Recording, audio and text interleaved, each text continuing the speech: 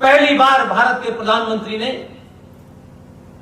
लाल किले की प्राचीर से खड़े होकर के जब यह कहा कि 14 अगस्त 1947 को भारत विभाजन की विभीषिका स्मृति दिवस मनाया जाएगा, तो आपको प्रॉब्लम नहीं हुई, पड़ोसियों को ही और पड़ोसियों के दलालों को इस देश में हुई। बहुत जोर से तकलीफ हुई कि भाई अब ये 14 अगस्त को हम उनको क्यों याद करें, उनको याद करने से तो हमारी दुकान बंद हो जाएगी। आप अपनी नस्लों को बाबर का और औरंगजेब का इतिहास पढ़ाते हैं, लेकिन अपने बच्चों से यह नहीं बताते कि तुम्हारे परदादा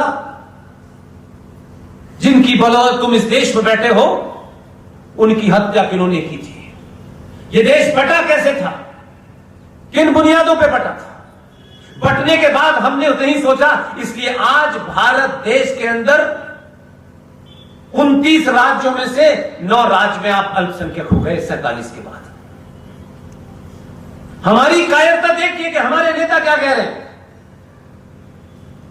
कि जिन राज्यों में हिंदू सनातनी अल्पसंख्यक हो गया है, हम इस पे विचार नहीं करेंगे कि यह घटना क्यों घट रही है, और हम धीरे धीरे बहुत से राज्यों में कम होते जा रहे हैं। इस पे चिंता मनन नहीं किया, क्योंकि इस पे करेंगे तो हमारी दुकान बंद हो जाएगी, क्योंकि हमने ठेकेदारी ले रखी है समाज की। हमने क्या चिंता की कि जिन 9 राज्यों में हिंदू अल्पसंख्यक हो गए, उसमें हमें अल्पसंख्यक का दर्जा मिल जाए। यह सोचा, तब भी लालच के तहत सोचा कि कुछ मिल जाए।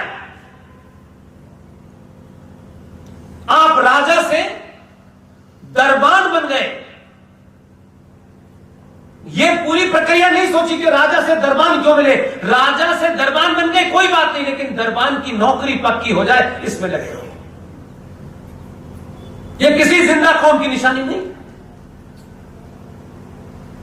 आपका इतिहास कोई बहुत पुराना नहीं है। आज जो लोग सनातन हिंदू परिवार के ब्राह्मण का जो बेटा बड़ा था, जब आता ताइयों ने आपके जनेऊ काट कर बिकवाना शुरू कर दिया, रोज जनेऊ काट कर तोले जाते थे कि आज कितने जनेऊ काटे हमने, तब आप ही के परिवार का एक बच्चा, उसने कसम खाई, कुछ उसने अपनी वेशभूषा को बदला और कहा कि मैं सनातनी हिंदू की रक्षा के लिए जान दे दूंगा। उन्होंने कश्मीर जाके आपको बचाया, उन्होंने दिल्ली पंजाब में बचाया, लेकिन आप अपने स्वार्थों के कारण एक ही मां के पेट से पैदा हुए उस बच्चे को किसी पार्टी ने अपने राजनीतिक स्वार्थों के कारण उसके साथ कुछ अन्याय कर दिया। राजनीतिक पार्टी की संख्या 1 करोड़, 2 करोड़, 3 करोड़, 5 करोड़ ज्यादा से ज्यादा होगी, लेकिन 90 करोड़ समाज के लोगों ने उसका हाथ नहीं पकड़ा। बच्चों को बताया नहीं कि 14 नवंबर को ऐसा कौन महान आदमी था, कौन सा पराक्रमी था, कौन सी माउंट एवरेस्ट पे ये बच्चा चढ़ गया था कि आपने बच्चों के साथ ये अत्याचार कर दिया कि 14 नवंबर को आप बाल दिवस मनाइए। क्यों मनाए ये पता नहीं। जो इतिहास में बौने लोग होते हैं, वो अपने आप को जिंदा रखने के लिए अपनी काबिलियत, अपनी पॉपुलैरिटी, अपने कामों के कारण नहीं याद रखे जाते हैं। इसलिए इस तरीके की डेट तय कर दी जाती है कि उन्हें याद करो, जबरदस्ती याद करो। इसलिए 14 नवंबर आप बाल दिवस मनाते हैं। समाज से यह आवाज नहीं उठी सामूहिक कि भारत का इतिहास हजारों शूरवीरों से बड़ा हुआ है। क्या हम 14 नवंबर को बाल दिवस मनाते हैं? अपने बच्चे को भी बाल दिवस मनाने की प्रेरणा देते हैं? क्या कोई यह सरकारी संवैधानिक मामला है क्या? हमने नहीं बताया अपने बच्चों को कि अगर बाल दिवस मनाना ही है, यह माओ की जिम्मेदारी है, यह बुजुर्गों की जिम्मेदारी है। वो किस पार्टी के हैं, किस पार्टी के नहीं है, यह महत्व नहीं है। कि बाल दिवस अगर मनाना है तो गुरु गोविंद सिंह के जो 4 पुत्र थे, 2 चमकौर के युद्ध में शहीद हो गए। एक 9 साल का जोरावर सिंह और 6 साल का फतेह सिंह। पंजाब के अंदर मुगल बादशाह ने अपने सिपह सालार को भेज करके कहा कि इनको कन्वर्ट करो। दोनों को खड़ा कर दिया, तलवार उसके हाथ में थी और उसने कहा इस्लाम कबूल कर लो।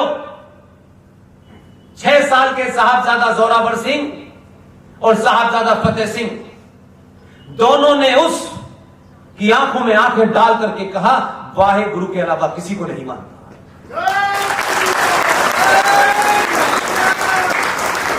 और वो हिले नहीं, वो रोए नहीं। दोनों को जिंदा दीवार में चिनवा दिया गया। उनकी मृत्यु हो गई। उनकी दादी गुर्जरी देवी को जब यह पता चला, उनकी भी मौत हो गई।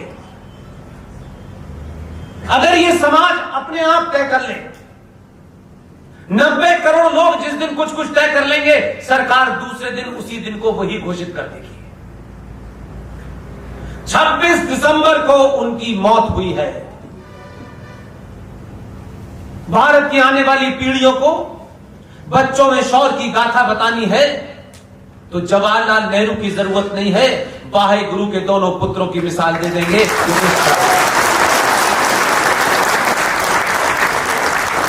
क्या इसके लिए कोई सर्कुलर की जरूरत है, कोई संविधान में अमेंडमेंट की जरूरत है? लोग इस देश में 26 करोड़ हैं, 25 करोड़ हैं। अपनी सामूहिक शक्ति से सत्ता और व्यवस्था को कैसे डराया जाता है? बिना पार्लियामेंट में गए, बिना इस व्यवस्था में आए, उनकी सामूहिक शक्ति इतनी है कि आपकी गिनती 90 करोड़ हो और पार्लियामेंट में 500-500 MP अगर हिंदू भी हो तो भी आपकी कोई सुनता नहीं है, क्योंकि आप सामूहिक तौर पर कोई बात नहीं करना चाहते। इसलिए आपकी खामोशी ने एक नहीं, मैं बहुत लंबी कहानी नहीं, मैं पिछले 90 से आपके सामने रखूंगा तो आपके नीचे से जमीन निकल जाएगी। क्योंकि मुझे वोट नहीं लेने, मुझे संगठन नहीं चलाना, ना मुझे वोट में इंटरेस्ट है ना संगठन में इंटरेस्ट है। जो भी लोग हमारे साथी जो जहां बोल रहे हैं वो चलता फिरता संगठन है, जिसको आना है उसके साथ खड़े हो। हम कोई संगठन मंगठन नहीं बनाते हैं। अगर संगठनों से ही सब कुछ हो रहा होता तो फिर बहुत कुछ हो जाता। इसलिए 5 लोग ताकत के साथ, ईमानदारी के साथ अपनी बात को निडरता के साथ, तथ्यों के साथ रखेंगे, ये देश खड़ा हो जाएगा। आप आज यहां हैं, मैं बार बार आपसे ये बात इसलिए नहीं कह रहा, इसलिए कह रहा हूं घर जाइएगा, सोचिएगा कौन सी चीज आपको यहां खींच के लाई है।